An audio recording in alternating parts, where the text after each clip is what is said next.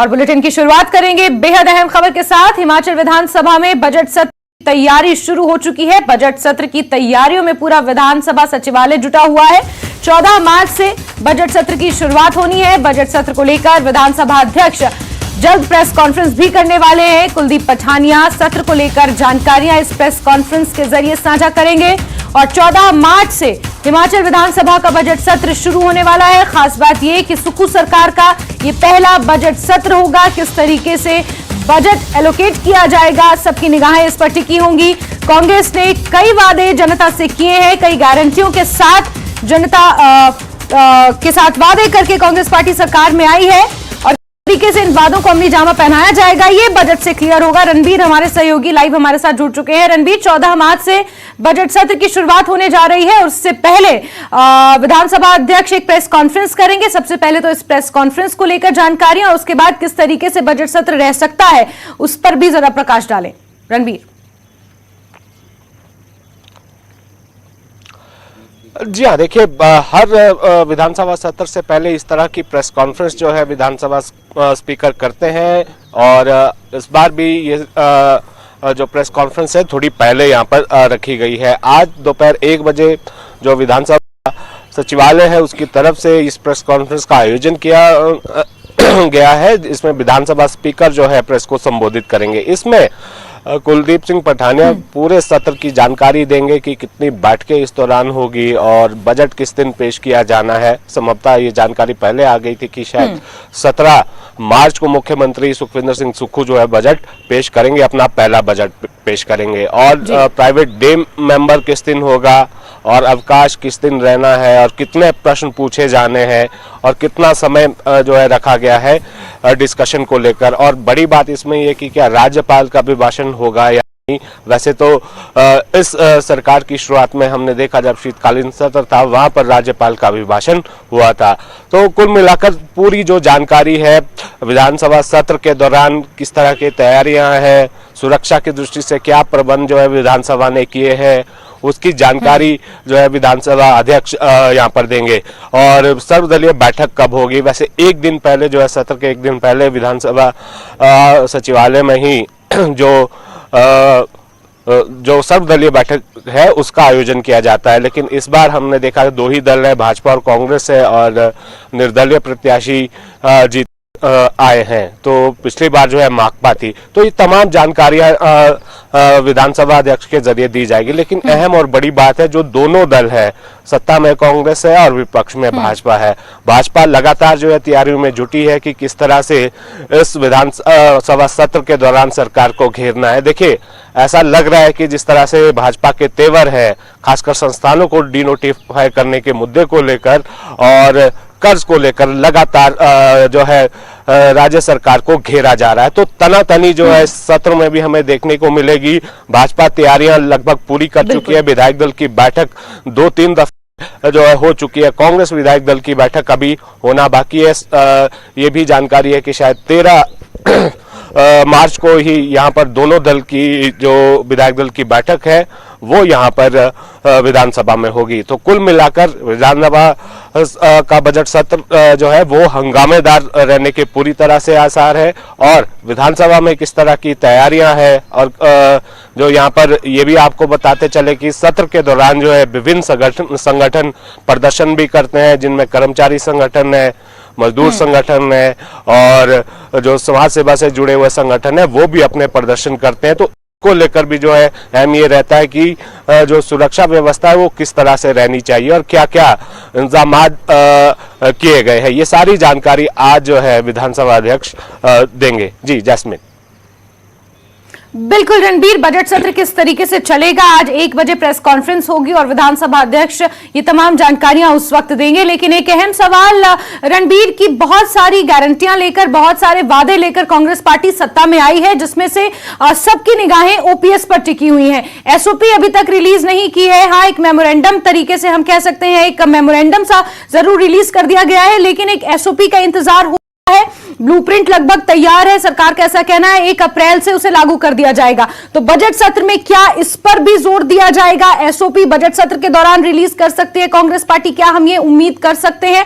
इसके अलावा बहुत सारे ऐसे वादे हैं जो कांग्रेस पार्टी ने जनता से किए हैं, तो क्या इस बजट सत्र में उन तमाम वादों को किस तरीके से अमली जामा पहनाना है, इसकी झलक देखने को मिल सकती है?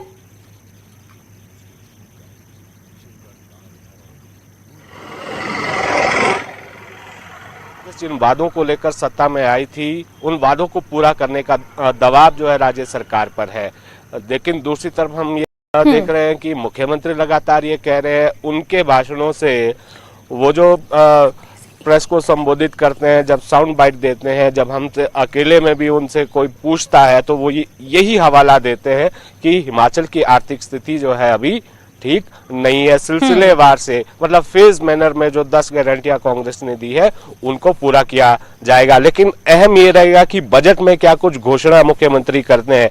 शायद हो सकता है कि जो 10 गारंटियां दी है उसको लेकर कुछ ऐलान हो, कुछ योजना राज्य सरकार ने तैयार की हो, और बजट में क्या कुछ रहने वाला है इसको लेकर ये भी आपको जानकारी दे। हर रोज मुख्यमंत्री जो है 1-2 घंटे जब वो यहाँ राज्य सचिवालय में होते हैं, बजट को लेकर जो है बैठक की जाती है, वित्त विभाग के साथ बैठक की जाती है, विभिन्न विभागों के साथ मुख्यमंत्री बैठक कर रहे हैं, मंत्रियों के साथ लगातार मंत्रणा की जा रही है कि कौन कौन सी नई योजनाएं जो है शामिल की जानी है। साथ ही विपक्ष इस तरह के सवाल उठा रहा है गारंटियों को लेकर। कांग्रेस सरकार जो है पूरी तरह से तैयार यहाँ पर है और इसीलिए सरकार ये कह रही है कि श्वेत पत्र जो है जारी किया जाएगा। जिस तरह से कांग्रेस पर दबाव है गारंटी पूरा करने को लेकर, और उससे जो भाजपा के जो आरोप उससे उसका जवाब देने के लिए एक श्वेत पत्र राज्य सरकार भी लाने जा रही है। तो यहाँ पर ये देखना अहम होगा कि जो लंबी एक्सरसाइज रहती है विधानसभा के बजट सत्र से पहले, जो बजट अभिभाषण तैयार होता है मुख्यमंत्री का, उसमें क्या कुछ यहाँ पर सामने रहेगा। रणनीति हर रोज जो है राज्य सरकार बना रही है। बिल्कुल बिल्कुल रणबीर, निगाहें सबकी टिकी हुई हैं, लेकिन उससे पहले 1 बजे प्रेस कॉन्फ्रेंस होनी है, अपने आप में काफी महत्वपूर्ण है। नजर आप बना के रखिएगा रणबीर, लेकिन लगातार हमारे साथ बने रहिए, आगे भी खबरों पर आपसे हम जानकारियां लेंगे। चलिए आगे बढ़ेंगे। शिमला निगम के चुनावों की तैयारी कांग्रेस ने शुरू कर दी है, जिसके लिए कांग्रेस पार्टी ने कमर भी कस ली है। कांग्रेस प्रदेश अध्यक्ष प्रतिभा सिंह बैठक लेने वाली है, पार्टी नेताओं के साथ वो बैठक करेंगी। कांग्रेस के सह प्रभारी तेजेंद्र पाल बिट्टू इस दौरान मौजूद रहेंगे। चुनावी रणनीति को अंतिम रूप दिया जाना है और कांग्रेस प्रदेश मुख्यालय में दोपहर 2 बजे से शाम 5 बजे तक ये बैठक होने वाली है। प्रदेश अध्यक्ष प्रतिभा सिंह इस बैठक की अध्यक्षता करेंगी।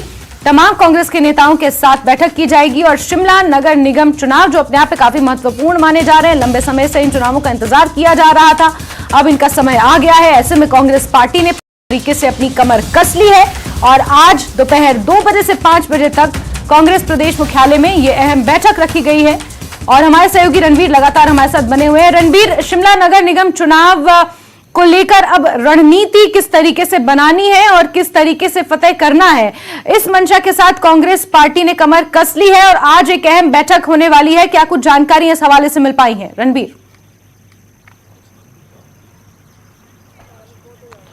जैस्मिन, शिमला नगर निगम वैसे तो कांग्रेस का गढ़ रहा है, यहाँ पर कांग्रेस ही हमेशा जीतती है ये, लेकिन बहुत सारे मायनों में इस बार का चुनाव कांग्रेस के लिए बहुत अहम है और नाक का सवाल बना हुआ है। नाक का सवाल इसलिए भी कि 10 सालों से यहाँ शिमला शहर की सत्ता से कांग्रेस बाहर है और इस वक्त कांग्रेस की सरकार है और यहाँ शिमला नगर निगम की बात करें तो 3 विधायक यहाँ पर आते हैं, शिमला शहरी, शिमला ग्रामीण, वहाँ से करीब 4 वार्ड जो है एमसी शिमला में आते हैं। कुसुम्पटी की बात करेंगे, कुसुम्पटी विधानसभा क्षेत्र की, वहां से करीब 12 से 13 वार्ड एमसी शिमला में आते हैं।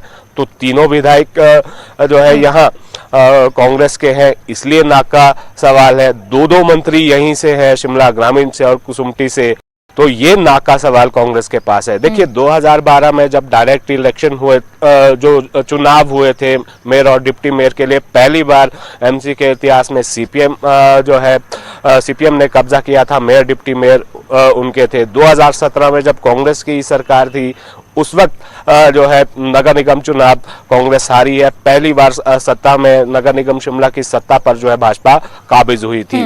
तो ये अब कांग्रेस के लिए एक साख का सवाल है। एडवांटेज कांग्रेस के पास बहुत है। सरकार सूबे में कांग्रेस की है, 3 विधायक कांग्रेस के यहाँ से, 2 मंत्री यहाँ है।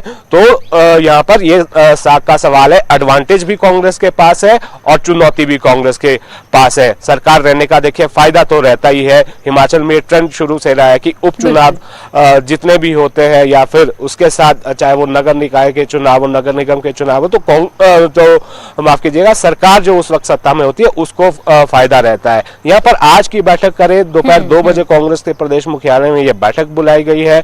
जो तेजेंद्र पाल बिट्टू है सह प्रभारी कांग्रेस के, वो इसमें मौजूद रहेंगे। जो पूर्व एमएलए रहे हैं शिमला के, उनको भी बैठक में बुलाया गया। पूर्व पार्षद, उन्हें बैठक में बुलाया।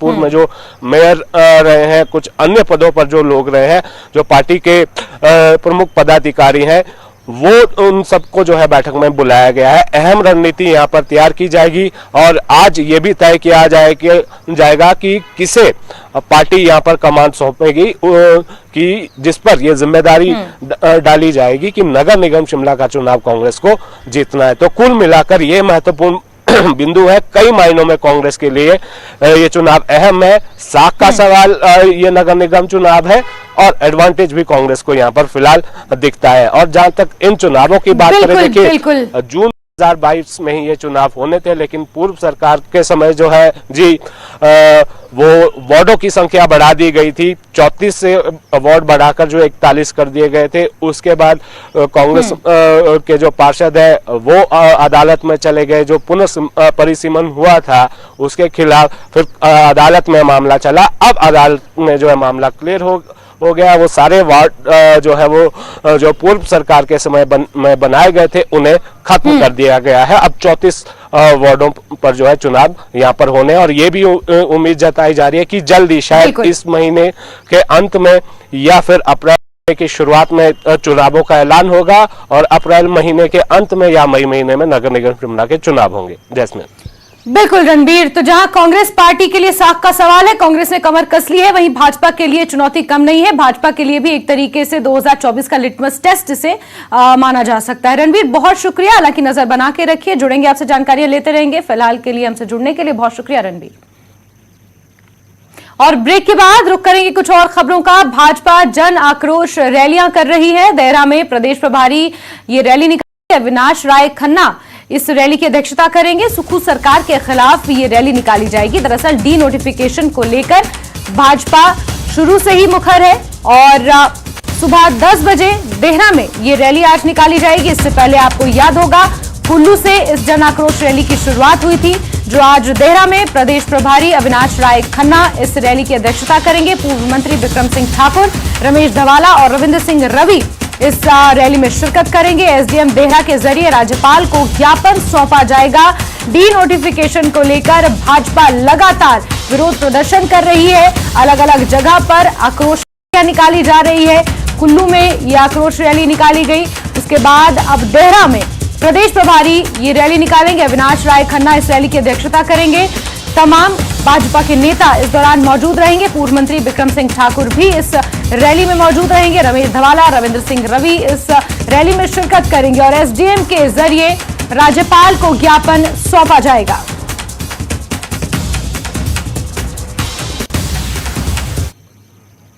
मुख्यमंत्री सुखविंदर सिंह सुक्खू ने भारतीय राष्ट्रीय राजमार्ग प्राधिकरण की समीक्षा बैठक की अध्यक्षता की और इस बैठक में उन्होंने भारतीय राष्ट्रीय राजमार्ग प्राधिकरण से प्रदेश 4 लेन सड़क परियोजनाओं के काम में तेजी लाने को कहा है। बैठक को लेकर सीएम ने बताया कि लगभग 10,000 करोड़ रुपए की शिमला से मटौर और लगभग 12,000 करोड़ रुपए की पठानकोट से मंडी तक 4 लेन सड़क तैयार करने के लिए प्राधिकरण को सैद्धांतिक तौर पर मंजूरी दे दी गई है। मुख्यमंत्री ने कहा कि प्रदेश में सड़क संपर्क को मजबूत करना राज्य सरकार की प्राथमिकता है।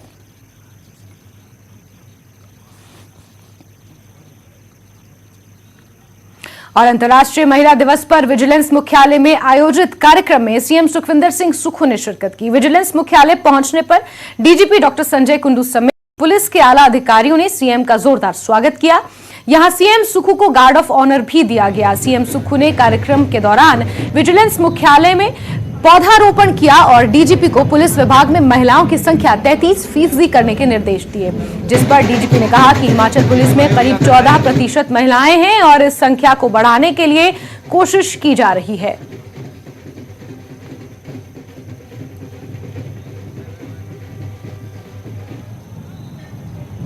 आज हमारी विधानसभा में 1 या 2 महिलाएं रहेगी, तो वो कारण क्या है?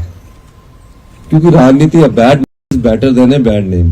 राजनीति इतना बदनाम है कि उसमें आना ही नहीं चाहता, तो बहुत अच्छा बदनाम बुरा, वो है ना कहावत। तो उसमें अगर महिलाएं आने लगे तो उस पर काफी टीका टिप्पणी होती है। लेकिन श्रीमती सोनिया गांधी जी ने कहा कि कोई, और इतिहास में आप कभी भी किसी भी ग्रंथ को उठा के देख लीजिए, कोई भी, चाहे वेद ले लीजिए, रामायण ले लीजिए, महाभारत ले लीजिए, महिलाओं का एक अहम रोल रहा है। तो उन्होंने 33% का आरक्षण का बिल राज्यसभा से पारित करवाया और 33% महिलाओं को रिजर्वेशन मिला। Women form 50% of our population, 50% हमारा हिस्सा है। Crime against women and children disproportionately high है, तो victim and children are victims हैं women and children very high. तो एक तो वुमेन एंड चिल्ड्रन की सेफ्टी है, जिस इंडेक्स में इंडिया बहुत नीचे है sir, we are one of the lowest. तो सर एक प्रायोरिटी हमारी ये थी, तो इसको कैसे करें, उसके हमने 3-4 काम किए। सबसे पहले सर हमारी, जैसे बताया कि 14% महिलाएं हैं, हमने बढ़ा के कांस्टेबल में 25 की, डीवाईएसपी में तो नहीं हो सकती, सब इंस्पेक्टर में 33%।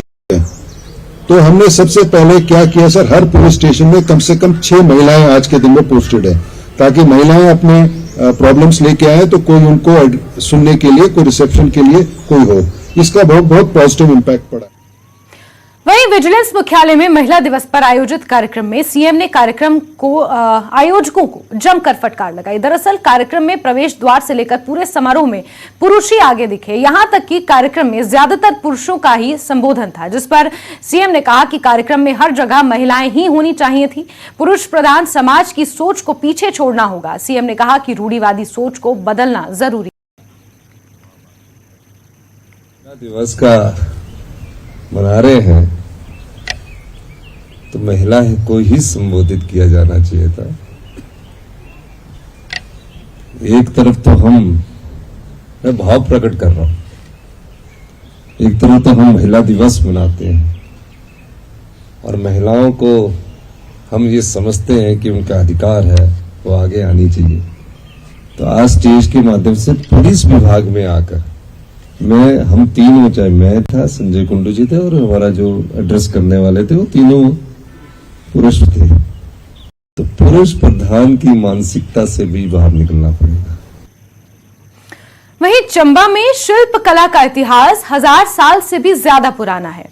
इन शिल्प कलाओं में से एक ऐतिहासिक चंबा थाल भी है, जिसकी कला को आज भी उस जमाने के शिल्पियों के वंशजों ने सहेज कर रखा है। चंबा थाल शिल्प कला का एक बेजोड़ नमूना है, जिसे राजस्वी कला में राजघराने से जुड़े लोग उपहार देने के लिए इस्तेमाल करते थे। केंद्रीय मंत्री अनुराग ठाकुर ने भी देश के प्रधानमंत्री नरेंद्र मोदी को यह थाल भेंट की है और पीएम मोदी भी इसका जिक्र कर चुके हैं। लेकिन अब चंबा में मात्र 1-2 दुकानों में ही इस चंबा को बनाया और बेचा जाता है और कारीगर मानते हैं कि चंबा थाल की लोकप्रियता फिर से बढ़नी चाहिए।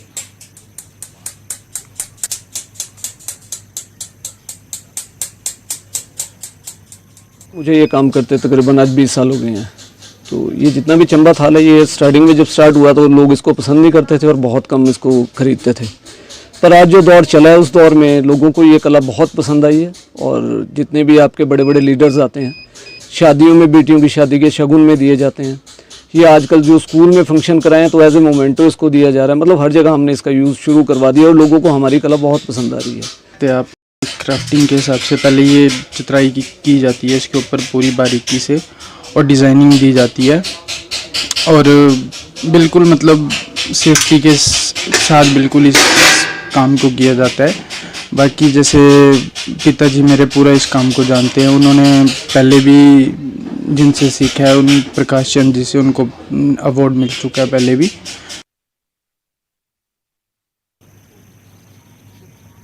अंतर्राष्ट्रीय महिला दिवस के मौके पर लाहौल स्पीति के मुख्यालय केलोंग में जिला स्तरीय कार्यक्रम आयोजित किया गया, जिसमें सहायक आयुक्त डॉक्टर रोहित शर्मा ने कहा कि लिंग अनुपात में लाहौल स्पीति की 10 वर्ष की आयु वर्ग में बालिकाओं की दर दूसरे जिलों की अपेक्षा 1033 है। उन्होंने नारी शक्ति के अतुलनीय योगदान की सराहना की। इस मौके पर आंगनवाड़ी कार्यकर्ताओं और स्थानीय स्कूली बालिकाओं ने सांस्कृतिक कार्यक्रम पेश किए।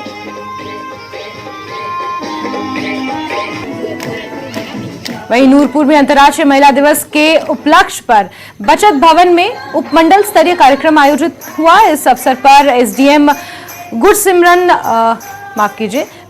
सिंह ने बतौर मुख्य अतिथि शिरकत की। इस मौके पर बाल विकास परियोजना अधिकारी रमेश कुमार, तहसील कल्याण अधिकारी अनुराधा विशेष रूप से उपस्थित रहीं। एसडीएम गुरसिमर सिंह ने कहा कि महिलाएं समाज को आगे ले जाने में महत्वपूर्ण भूमिका निभाती हैं। उनके बिना विकसित, समृद्ध और संस्कारवान समाज की परिकल्पना नहीं की जा सकती। उन्होंने महिला दिवस की शुभकामनाएं देते हुए कहा कि आधुनिक समाज की महिला ने अपने साहस, अथक परिश्रम और बुद्धिमत्ता से विश्व पटल पर अपनी पहचान बनाई है।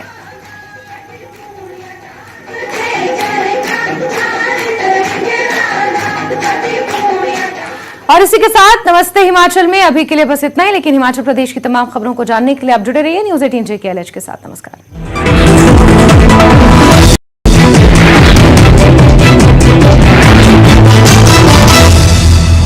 Headlines presented by